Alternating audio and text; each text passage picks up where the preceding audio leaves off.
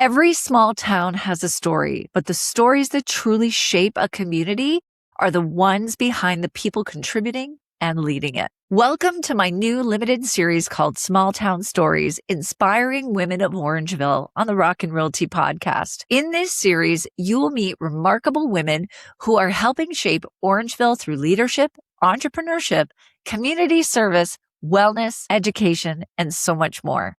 You'll discover their journeys, challenges, and moments that have inspired them to make a difference in a place they call home. And there's no better person to kick this series off than Orangeville's Mayor, Lisa Post. In today's conversation, we're talking about what it really takes to lead the town of Orangeville, from housing to economic development to supporting local businesses and preserving that small town charm that makes Orangeville so special. Lisa shares her story, her leadership journey, and what it really takes behind the scenes to keep Orangeville strong, connected, and ready for the future. Whether you're a resident, considering a move to Orangeville, or simply love hearing stories about people making a difference, I know you're really going to enjoy this conversation. Let's get into it.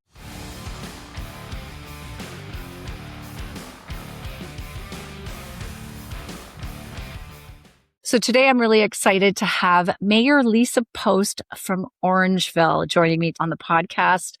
Welcome, welcome, welcome. Thank you so much. I'm so excited to be here with you. For those meeting you for the first time or hearing you for the first time, you're fourth generation Orangeville, right? Yeah, it might even be more than that. I think fourth is my safe assumption. Yeah, my dad, my grandpa, my great-grandpa all grew up in Caledon Village. So spent a lot of time in Orangeville, high school in Orangeville, all of that. So yeah. And you've said that rooted in community isn't just a slogan for you.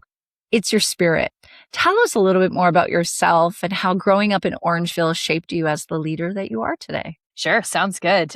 Yeah, I use the slogan or terminology rooted in community. And when I talk about that, really, it's because I feel so connected to this community. And everything that I try to do in the community is for the betterment of the community. So I always try and apply that lens to every decision that I make. So I try and think about the long-term implications to the community and really try and put that at the forefront of all decision making. So growing up in Orangeville, it was a very small town when I was much younger.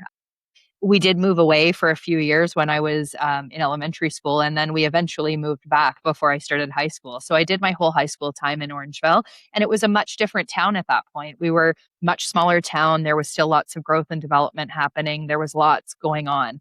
And the community is very different now because it has grown up that way.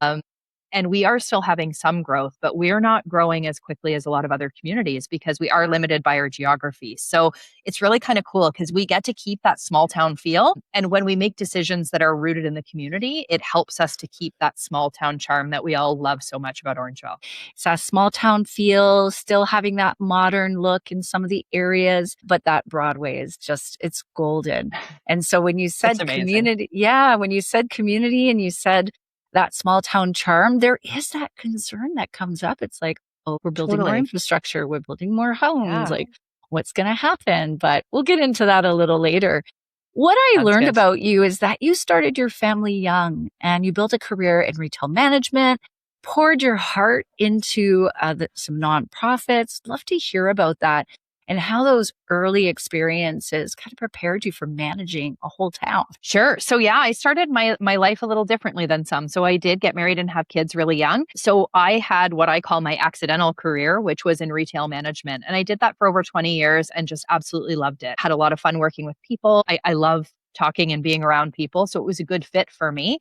But it was not my passion piece, right? And there are times in your life where you have to do the work to keep the roof over your head and the food on the table. And that's what that was for me. And as my kids got a little bit older, I had the opportunity to flip into the work that I'm doing today. And this is where my passion is. So as my kids started to grow up a little bit and they needed me a little less at home, I was able to start giving back to some of the community organizations that do so much in our area. And when you work as a volunteer, you really see the gaps in the community and you see where there's opportunities for funding enhancements, where people are falling through the cracks, where there is opportunity to maybe build better policy that will help people from slipping through some of those cracks. So really that's what led me to where I am today, is being able to work with those non-for-profits in a volunteer capacity and be able to support them with the skill set that I had at the time, and really look forward as to how we could support them differently through policy going forward. Before we continue the conversation, I just wanted to let you know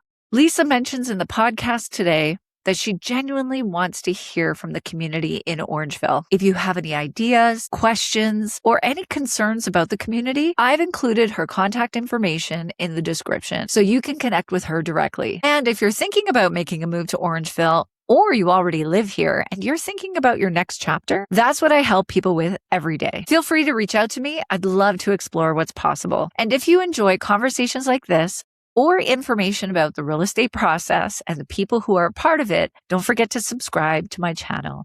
Let's get back into it. So when you think about kind of where you started and seeing those gaps earlier in your life and in your career to where things have changed and have built now, like, what are some of the key differences? Some of the big ones really have to do with how the community changed. So equity, diversity, and inclusion policy really matters, right? Making sure that as the diversity of our community changes, that everybody who's coming here can feel welcome and accepted as part of the community. So that was a big piece.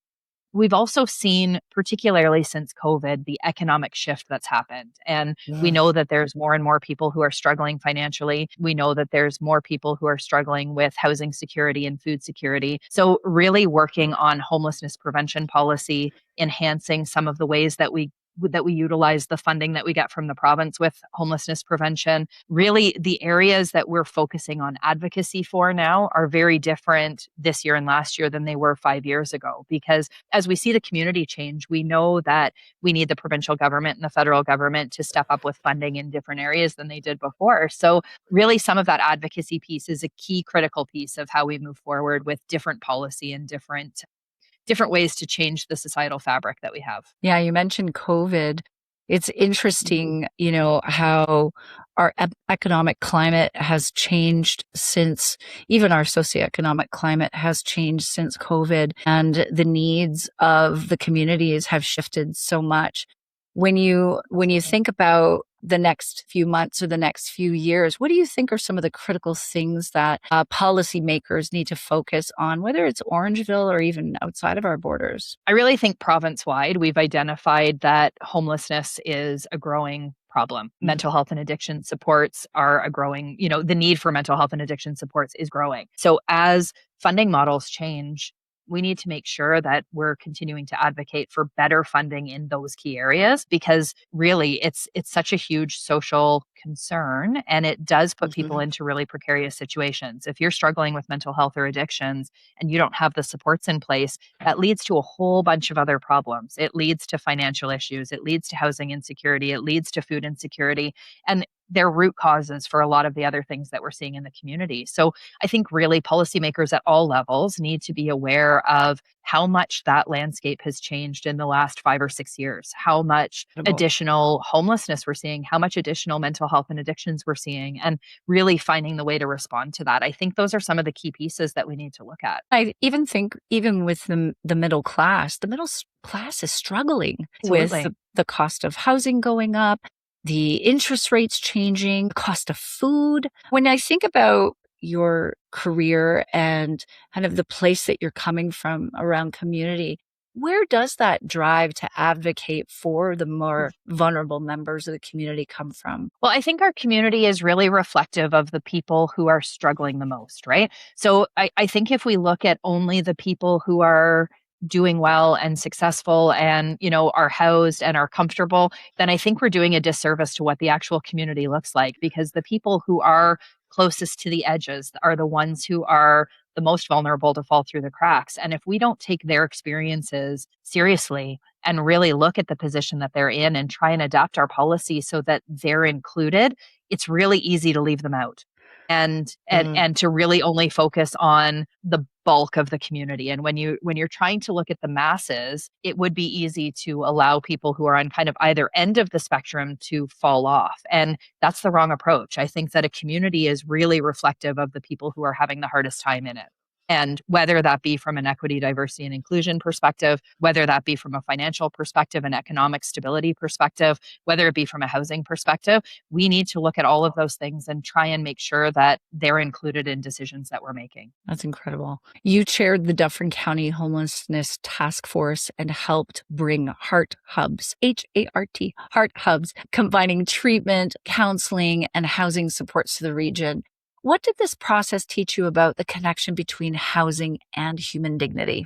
Such a great question. And really, I think that that's paramount, right? We have to treat everybody with the dignity that they deserve. And even the people who are in the most precarious positions really need that support. They really need to be treated like everybody else in society, and they have to be given every opportunity, right? I think what's been really great, we actually just wrapped up our homelessness task force this week.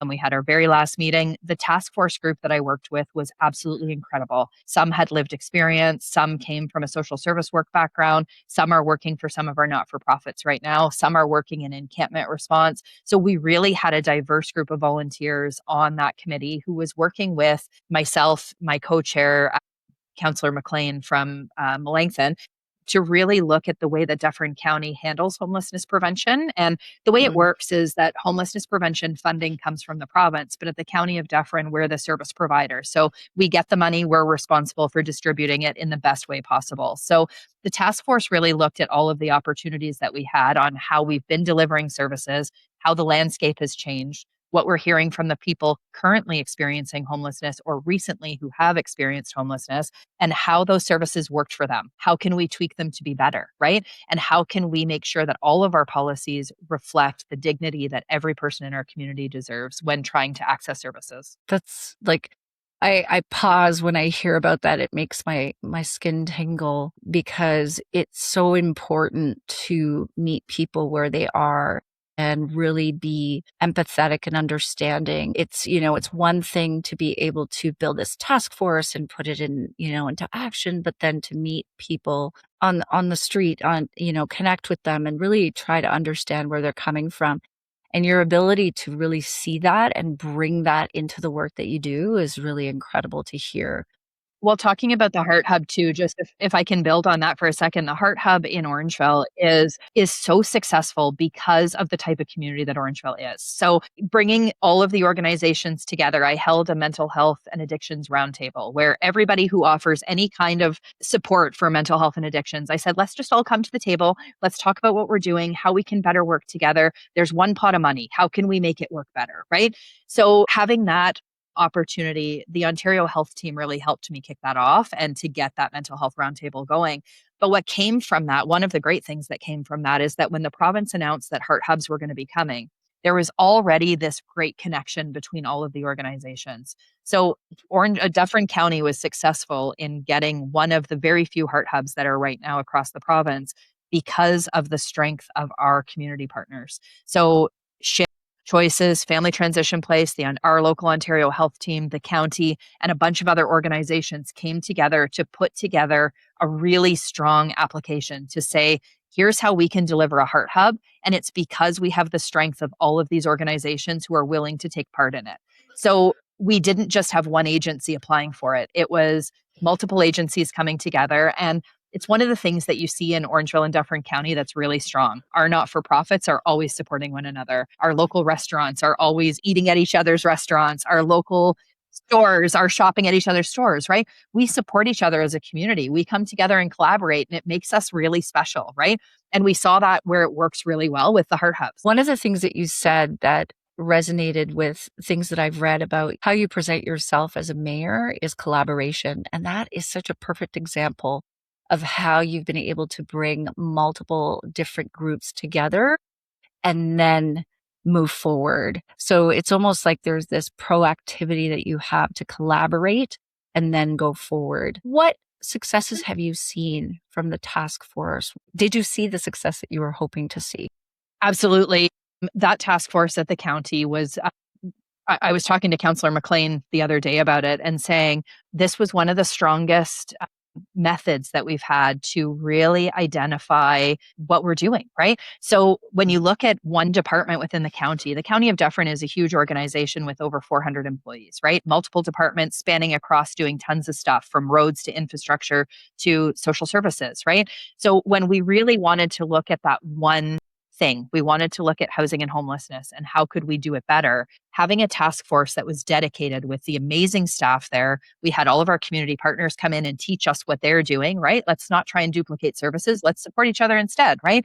We were really able to take a focused look at that one department, identify what we were already doing, what was working, what maybe wasn't working as well as it used to, just based on the world changed, right? And how can we do them better? We presented a really strong report to County Council that was unanimously supported. They were really happy to hear the recommendations that came out of the task force. And now the staff are looking at all of those things and really trying to prioritize implementation. Some of them are very expensive that require lots of money, like building new homes and things like that, right? But some of them were easy. It was a marketing campaign about the services that we offer. It was, really making sure that people understood what was available to them because we identified that as a problem, that somebody experiencing homelessness or challenges for the first time may not even know what the art of the possible is for them, right? So how can we better communicate that to the community? So it was a really strong committee because we were able to really collaborate together, dissect one area, and that be our only focus, right? That's fantastic. No, that's just really, really great to hear all the work that's been done for homelessness. There's so much in the news around homelessness in other countries and things like that. And to hear that there's a task force, there's intention to Absolutely. be able to solve it to the best of your ability with a team behind you in such a collaborative spirit. It's amazing. And there's still work to be done. I mean, we haven't solved the crisis by any means, but having all of us come together really showed us how we can maybe offer the services better. So I'm really pleased with the work that the task force has done. So great. On a different note, you reintroduced the mayor's youth council and established the senior task force. Why is it so important for you to make sure that both ends of the generational spectrum have a formal seat at the table? That's exactly it, right? Making sure we can make the best decisions possible when we have information from everybody, right? If we're only hearing from one small percentage of the population, we're not getting the full facts. And quite honestly, the work that our council is doing today is somewhat for the people who are adults today, but it's really for the generation that's coming up behind us. We need to make decisions that make sure that the youth in our community are still going to have a community that they want to live in. So their opinions matter, and ignoring the fact that they have opinions just because they can't vote is a misstep. So I think, having the youth come to the table has been so powerful. I spend a lot of my time going into schools, talking to students in grade 3, grade 5, as they're learning about municipal government and how governments work. I bring in youth from the Girl Guides, from our local karate school, from the Sunflower School daycare. They all come in to get tours of town hall and learn a little bit from the mayor about how municipal government works. But having a dedicated youth council allows us to run ideas past the youth, get their perspective on it. And their perspective is often very different from how I would have looked at it, where we can then tweak the recommendations and the decision making based on what their input is. So I think a great example that our youth council had a lot of say in was kind of sprouted out of a town hall that I had done at one of our local high schools. And some of the students at ODSS had said, when we're leaving after school, we're crossing and we're having a hard time crossing from ODSS over to Tony Rose because it's so busy. There's not a crosswalk there. We feel that it's an unsafe crossing. So we had our town staff do a little bit of research into it, really watch the trends of what was happening before and after school, look at where cars were coming from, what that looked like. The town staff then brought recommendations to the Mayor's Youth Council and said, these are some of the ideas that we've got. What do you think? And their feedback actually changed the recommendation of staff because the way that staff had looked at it was from a very engineering traffic perspective. And the students' perspective was very anecdotal and practical based on how they were utilizing that area. So they were able to give some really positive feedback to town staff, which then changed the recommendation that ultimately came to council to get approved. And through the summer, all of those enhancements are being done. So when the students come back to school in September, it's going to be a much safer crossing for them coming from ODSS. And that's a really practical way that the Youth Council was able to influence how that decision happened, right? Without their input, we would have gone with staff's engineering recommendation, and without their feedback, I don't cross there anymore. So it's great to hear their perspective as students who use that crossing every day. Such a great demonstration of a humble way to lead and really being able to listen to everyone's thoughts, opinions, no matter the age. It's such an incredible example of that. I think about, having worked in the corporate world myself many, many years, when you don't get input, the impact it has on the final decision or the final project or the output. Well, and very similar with the seniors. Yeah, if that's where you're going to go. Same with the seniors task force has done so much, but two of the examples that I have from the seniors task force, and I don't sit on that group. My fellow counselor, Counselor McIntosh, leads that team. And they've come up with two really great programs. One of the first ones that they really wanted to focus on was making sure that seniors in the community knew what discounts and available things there were at local businesses. So they reached out to all of the local businesses in town and found out when seniors days were, when there was going to be a potential discount, if they could go there on Thursdays and save 10%.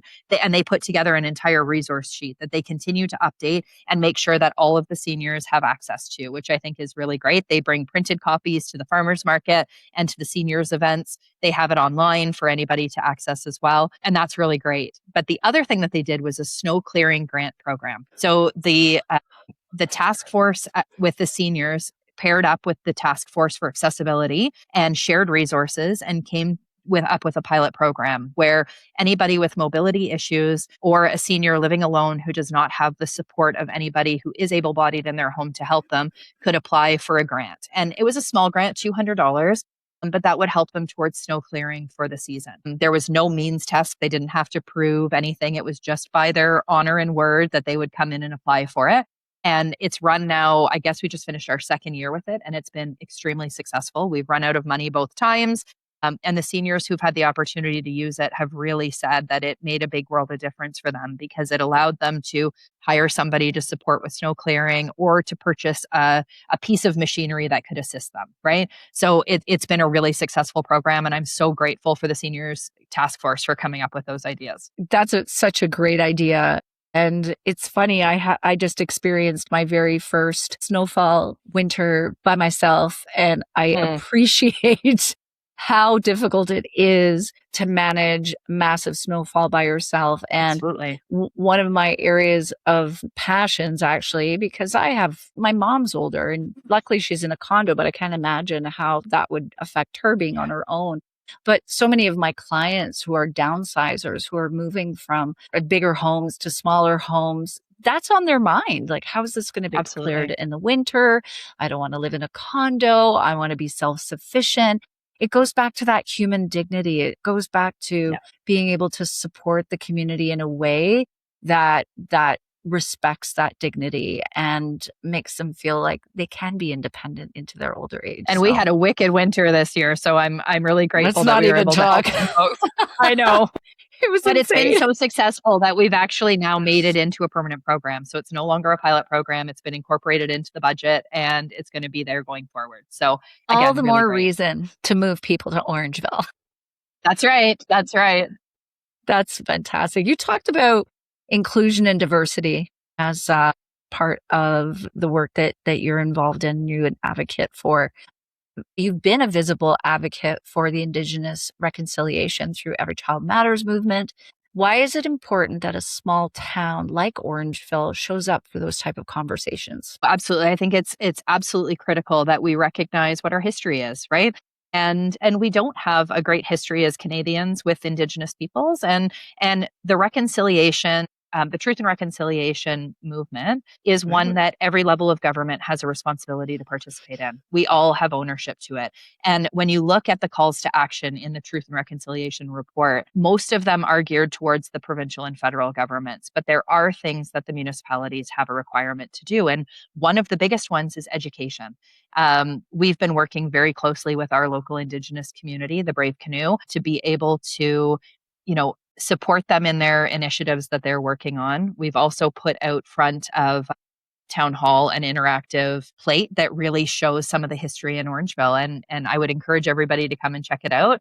because it really does show why, why being able to tell the stories matters. And we have that responsibility to continue to educate. So it's more than just doing land acknowledgements at our council meetings, which we do. We really have to show up and do the other work. So the Brave Canoe has been great advocates in our community, and they've really enhanced the Indigenous presence in our community. And we utilize them all the time when it comes to making sure that we're doing consultation and making sure that we're doing things the right way.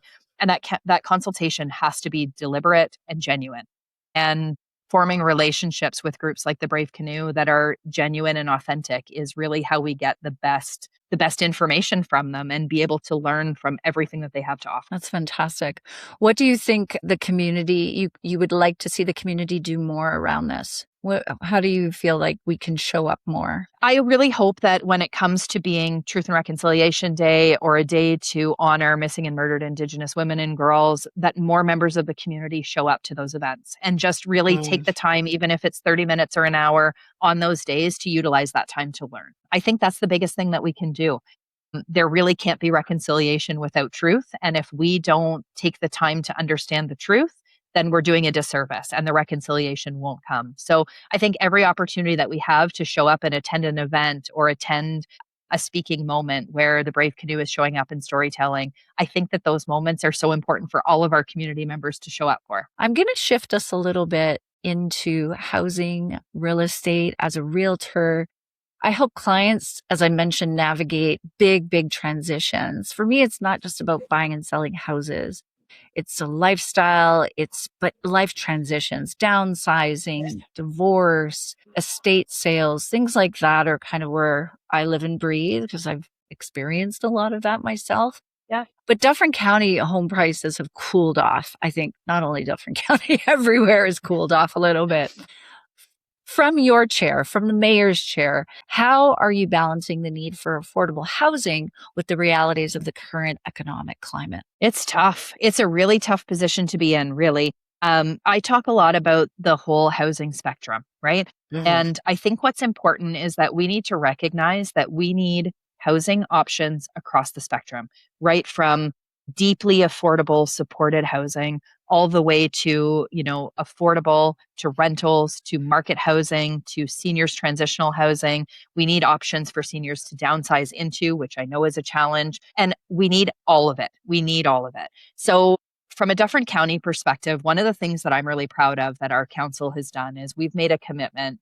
We did a housing strategy, which really identified that master housing strategy really identified what we are short, what we're missing in seniors housing, what we're missing in supported housing, what we're missing in transitional housing. And we've made a commitment to continuously put funds into a housing reserve, a dedicated housing reserve, so that when there are opportunities for us to enhance some of those supported housing pieces that the county operates, we have the funds to be able to do it. So I'm really excited to say that we've just recently signed agreements with SHIP to do 3 supported housing and affordable housing builds, 2 in Orangeville and 1 in Shelburne, which hopefully shovels will be in the ground for the first one in the next 6 to 12 months. So we'll see that first one hopefully move rather quickly.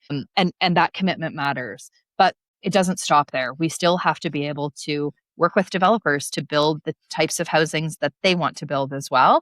But we do have to identify that finding opportunities for folks to turn their houses into rentals and to do things like that really matter, because we can't have affordable housing unless we have market housing that is also affordable. So if we're short on market housing, housing is never going to be affordable. So we do need things across the spectrum. It's not just one type of housing that we need.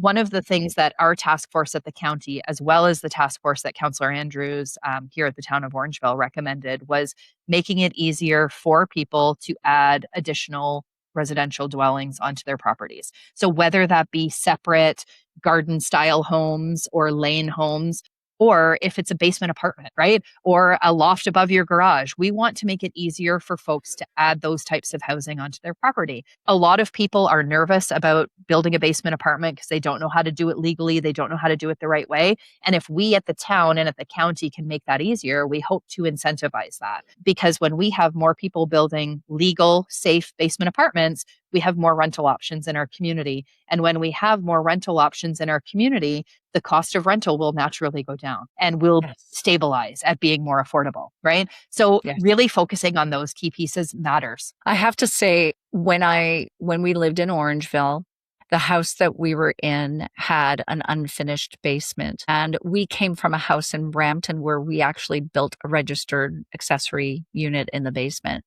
And I put my foot down and I was like, nope, I need something that's already a basement apartment. We need to be able to rent. We could not find anything that was a registered legal basement apartment. We ended up buying that house. We ended up building a legal registered basement apartment. We actually did it during COVID when everything was shut down. And then we knocked on the doors at builder planning or the build planning, got our permit and finished everything off at the end of COVID. That's amazing. And it was very easy. And so there's opportunities to really being able to offer that. And it's a bit of work. And you've got to get the right people in. You've got to get the right licensed plumbers and electricians and things like that. So I'm a big advocate for investment properties and doing it right though. And that's exactly why we're trying to identify how we can make it even easier, right? Because we know that if it's easy to skip around it, people will. But if it's easy to get a permit, then people will. So people generally, I think, want to do the right thing and want to do it the right way. But if it's a hassle, if it's a barrier, if it's a burden, they won't do it. So we really need to make sure that on our end that the policy and procedure and the way that we do it makes it friendly for everybody, whether they've done a build like that in the past or not. It was easy for me. I'll say it. Good. It was Good. I'm glad to hear very that. easy, very straightforward, and very friendly. Everybody was fantastic. Even the inspectors that came out, you hear a lot of horror stories of building inspectors that come out from the cities, the towns. They give you a hard time. They find all the little things that are so wrong, but they're not. It was perfect. We had such a great experience with the town of Orangeville. So plug. I'm so glad to hear that. Check. Yeah, thank you. You're welcome. There's a lot of buzz around Orangeville, and I went to a recent meeting that talked about some of the new development plans that are coming, mixed use apartments, condo style, and so on. How does this kind of density fit into the long-term vision for Orangeville's growth? Well, I think we've been really purposeful in how we've approached it. So I think historically, if you go back into not just in Orangeville, but historically across the country, I don't know that we really had good plans in place when places were really booming, right? And I will say that's something that we are doing really well now is being very planful, making sure we have official plans that make sense, right? Making sure that zoning is in the right places so you don't end up with factories and residential right beside each other. You know, we are very purposeful in how we do things. But for Orangeville, one of the things that I think is going to change the most significantly is that because we really don't have any land left, we are 16 square kilometers and we're built out to our borders. So everything that you're going to see in Orangeville is infill development. So it's higher density than what we're accustomed to. And it is different. It's a bit of a different look. But one of the things that we did on council to really get ahead of that was do an east and west Broadway corridor study. So we know that particularly the east end of Broadway, when you come in from Highway 10, that side is going to change a lot. There's a lot of planned development in those areas, and it will be that mixed use. It'll be a little taller. It'll have residential with retail on the bottom, but making sure that it fits into our downtown core, which is, at the top of the hill, that matters. So we were very purposeful in doing that study to really articulate what we wanted to see going forward so that developers who are coming in are not going to try and build a big high tower that looks like it belongs in Mississauga, because that doesn't fit in Orangeville.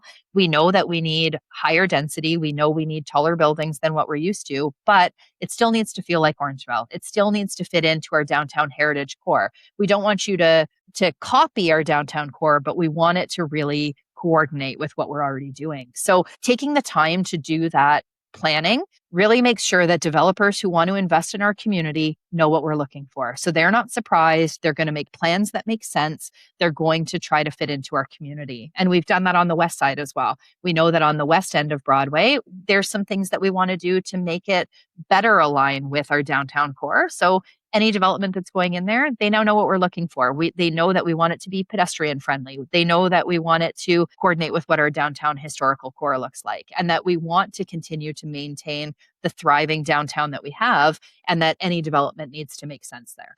That's such an important thing that you just said. I'm going to pick on it for a minute because I've heard, as I mentioned, I'm speaking to so many wonderful women in Orangeville about their contributions and how long they've lived in this community and what's so special about it.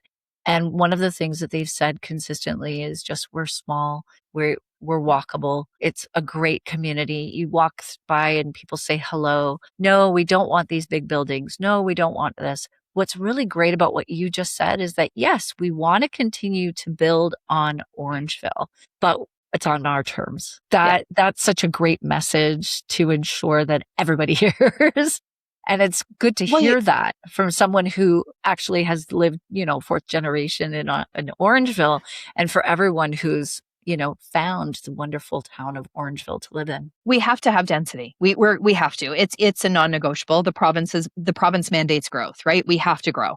So and that's fine. Growth is healthy. It is a growing community is a healthy community, but Yes. doing it in a gentle way that makes sense, that respects our history and really looks future focused, right? And I think that matters. We all know we want to preserve our small town charm. We all know that we love Orangeville for the same reasons. So we can do both. We can have gentle density, we can grow slowly and purposefully, and it can still make sense. How does the green development program fit into all of that in terms of, not just affordable, but also environmentally forward? So it's interesting because green development is something that we've been talking about for a couple of years, and the province has changed what the rules around green development can look like. So we've actually just moved forward at the county with some green development standards that they're optional, right, for developers. But what it does do is that when a developer is looking to invest in Dufferin County, we can share with them that part of our strategic priorities is to remain sustainable and to try and do development in a green way.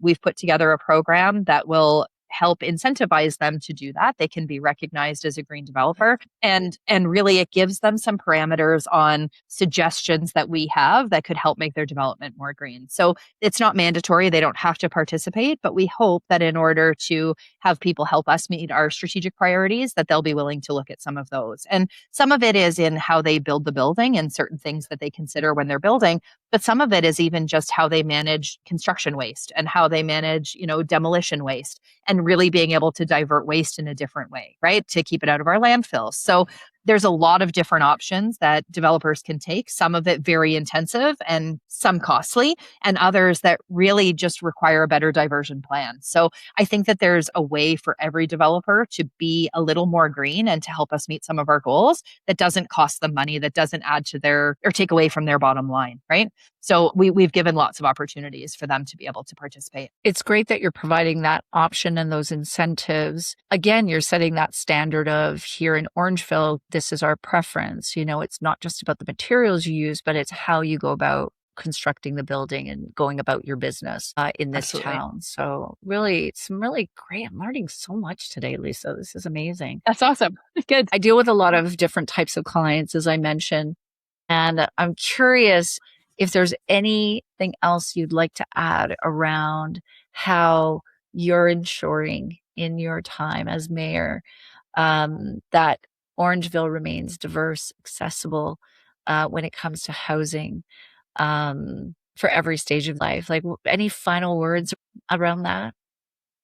I think one of the biggest things that I would want to talk about is just the policy changes and the planning that we do and the budgeting that we do throughout the year is all really working towards that one strategic priority of being the community where everybody can belong, right? And that comes down to everything that we do. It's not just the types of housing that we built. It's not just the kinds of events that we run. It's the types of infrastructure that we put in. It's the types of parks that we're looking at. It's all those services that we have in the community that make Orangeville a really special place. And we have to be focused on how we can continue to engage the community to make sure that we're building the community that they want. There's 7 of us who sit at the table here at Orangeville Council. And if people don't take the time to participate in the process, then it's really just us who are making those decisions. And the 7 of us who are sitting there right now are 7 people who care deeply about hearing from the community. And we give every opportunity we can for the community to participate. All of our cell phone numbers are accessible. All of our emails are accessible. We want to talk to you. We want to hear about the things that you love about Orangeville. We want to hear about the things that maybe are an opportunity in Orangeville. We want to hear about the services that are working great and the ones that aren't, because we can't make it better if we don't know about it. So I think one of the biggest things that our council team has focused on is trying to make municipal government more accessible and more transparent. So hosting quarterly town halls, getting the youth involved, getting seniors involved, really trying to keep things open at council meetings so that people can participate. That's been really important for us because we make the best decisions when the community participates. So, I think that's probably the key thing, is that if there's something about in the community that anybody who's listening cares about, let us know, because that's how we're going to make good decisions that support some of those visions that you may have for the community in the future. Great. Yeah, that's exactly it. Without your input, there's 7 people in a room making decisions for you. Totally. And then you can't complain. You can't say, well, I can't believe they said this and they did this. It's like, no, you have to speak. You have to participate and share your thoughts and ideas. It automatically goes back to those children that were talking about that crosswalk and like the change that just happened from that. So we're all very approachable. We're very approachable. And it's summertime. We're all going to be out at all the events. Come and talk to us, right? So true. So true. That's amazing. Lisa, you've been in council since 2018, a mayor since 2022. When you look back at the last few years, several years, from navigating the pandemic to keeping budget increases modest, what stands out as your, it's going to be a hard question, single biggest accomplishment? I know there's many. I'm sure there's many. I honestly don't know if I could pick one. I would say the one that I really love to watch, and I know it's not everybody's favorite because it's not sexy or pretty or any of those things, but watching the amount of work that's been done to improve our roads and sidewalks, honestly, that's a huge investment. And those really key infrastructure pieces that, again, they're not fun, they're not sexy. Nobody's coming to Orangeville going, look at these awesome roads and sidewalks, right? But for the community who lives here, they're some of the most important pieces, right? So the work that our council has been able to do to improve the roads, and they're not perfect by any means, but we've invested lots of money into getting roads resurfaced, into getting sidewalk repairs done, into getting our water infrastructure fixed and added to. Those are all really key pieces that are really the core part of my job. There's lots of super fun things that I've done as well, but being able to see those key core critical infrastructure pieces being completed. And I think the success of being able to work with the provincial government to advocate for the things that our community needs and seeing that return on investment. The province has invested in us because we've asked them to. Myself and my council team have spent hours upon hours talking to the provincial government, talking to ministers, working with the premier, working with our deputy premier, and really trying to get and secure the financial components that we need to do the work that we're doing. And we've been successful. So we got $8.1 million towards our water infrastructure. And without that, we'd be in a tough spot, but we were able to successfully advocate for those financial pieces that we really needed for that core critical infrastructure piece. I always say to the kids when I go into schools to talk to them about what a mayor does, I say the most important thing for me to do is make sure that you wake up every single morning and are able to brush your teeth with clean water. That's the most important thing that I do. So that investment from the province is probably the thing that I'm the most proud of. And it's not sexy or flashy by any means, but it's so critical. Doesn't have to be sexy, let me tell you. Talking to someone who's popped her tires a few times on potholes on her way to work, not in Orangeville, by the way. Yep. I really appreciate those things. It's funny how the things that are behind the scenes, not as glamorous, are the ones that are the most critical to life, to family, to community, to, going on with your day. As simple as that. So thank you for doing that. No problem. Happy to. The other footnote was really interesting that I learned about Orangeville while I was there was the transit is free. It is. couldn't believe that in the time that I had a car. I was like, oh, transit would have been great when I was using the transit. But how did that come about? Did that come about while you were mayor? Like, did you advocate for that? So it actually started during our last term of council. A former councillor, Councillor Peters, brought the suggestion to council. We agreed as a council to do it as a pilot project. So we got it all kicked off and ready to go. And fortunately, kind of just as I was moving into the mayor's seat is when we kicked it off as officially being free. But it is thanks to Councillor Peters and his idea for bringing it forward. And it's been wildly successful. We've been able to extend, we started as a 2-year pilot project and we've actually extended it until 2027. And I hope that in 2027, we'll be able to see that the return has been so strong that we'll be able to keep it fare free in perpetuity. So we'll see, fingers crossed. Yeah, I've lived in a number of different towns and cities in the GTA, and I just never heard of that. No, and we're fortunate in Orangeville because it is a little less expensive for us to operate transit than it is in some of the big cities, right? And in the bigger cities, they really do rely on their fares to help pay for that. But for us, what we found is that the fares that we were collecting were so minimal that the investment from us wasn't hugely significant.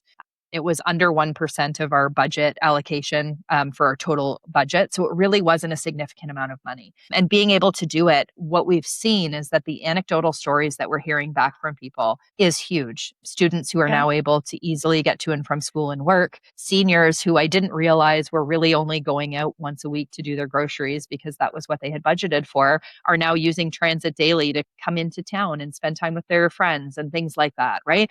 So being able to hear some of those great stories on how people are utilizing the fare-free transit, to me, makes it worth it. Yeah, it improves quality of life, right? Absolutely. When you're able to get from point A to point B, you don't have a vehicle, you want to go see your friends, especially seniors. Totally. That's such a great thing that adds to their quality of life. Well, and it's a good social story, but it's also a good environmental story. As we talked about sustainability, sustainability is one of our priorities. So if it really helps somebody choose between a car or public transit, take the public transit, right? So we're still working. Our public transit isn't perfect by any means. We're working on enhancing it. We're trying to right size our routes and make sure that they work well for everybody. We've got new buses coming in that should be here by the fall, because we've had some issues with some of our key transit infrastructure. So really, you're going to continue to see that transit is a focus of ours and that we still want to make sure that we're making it right for people. We know that people won't take transit if it doesn't work for them. So we're, again, collecting as much feedback as we can and trying to make sure that the transit works for the most amount of people. Yeah, such an incredible perk for so many reasons, like you mentioned. Lisa, you recently made it official. You are running for re-election for mayor this year. Very exciting. Yes, I am. Thank you. Yeah, you're welcome. What is the number one unfinished project that you're most passionate about completing in your next term? Should you be successful when you're successful? Maybe that's when we'll say. So there's a few things, really. I think the first term has been really successful in getting really strong policies in place, particularly internally, making sure that we have good financial policy, making sure we have good debt policies, making sure we have good reserve policies. We've got a really strong administrative team and we've gotten all those key pieces in place. Now we're starting to see the benefits of them, of putting together a really strong capital plan, of putting together these really strong financial strategies. And it's really finishing what we've started is what my next term is, what I want it to be focused on. I want us to keep on the path. We've started to do some really great things. We've started to see really big shifts in how we're investing in capital, how we're investing in those things. And I want to keep doing it. I want us to keep moving forward in that and not lose momentum towards the key critical pieces that we're doing. So I don't think it's one project. I think it's a lot of projects. Yeah, and the other thing is that Tony Rowe's facility is one that we need to look at. We need to see what we're going to do next, and we've started the work on that. Internally, we're working on doing a bit of a facilities needs assessment to see what we have, what we're going to need, and what our future is going to look like. And next term is going to be about making decisions about how Tony Rowe's is going to be reimagined, right? And I'd really like to be part of that discussion. If we fast forward 5-10 years, what does a thriving, successful Orangeville look like to you? And what role does housing play in getting there? I think housing is probably one of the key pieces to get there. Again, I think a thriving, successful Orangeville will be one that we continue to see new businesses opening, where we continue to see people wanting to choose this as their place to live, right? And we want to see that not just from young families, from seniors who are downsizing, from, new families starting out, from, people moving from their first home, we want them to choose Orangeville for their second, right? I think that we want to be that destination. A thriving Orangeville continues to have a bustling downtown with great events where community comes together and we continue to have that small town feel. It's also a place where people can find employment, where they don't have to necessarily leave. So we need to keep looking at what our economic development looks like.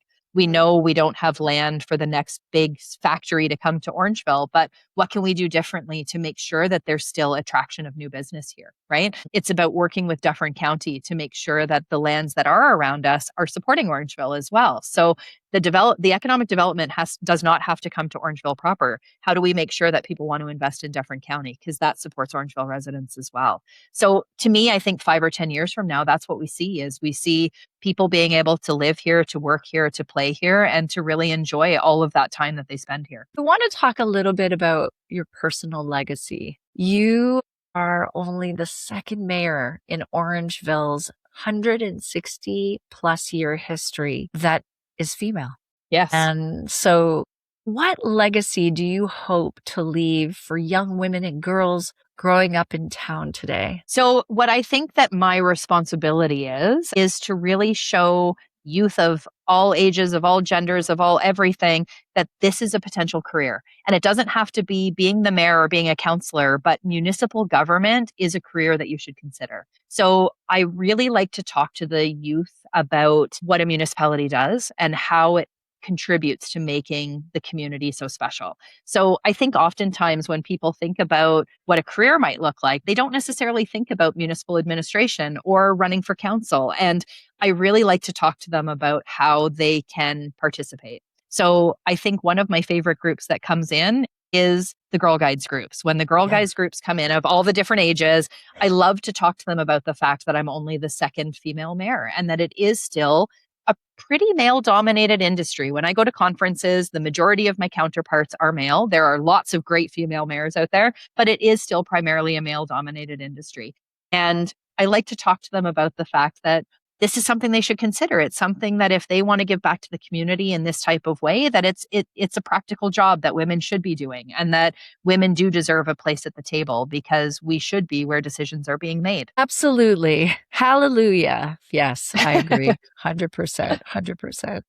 Such a great message for young women and young girls to think of, becoming a mayor or part of council or even part of a community not-for-profit organization. Totally. To be a career. Well, that's exactly it. Great things happening. Community leadership looks very different, right? So it doesn't have to be running for council or for mayor.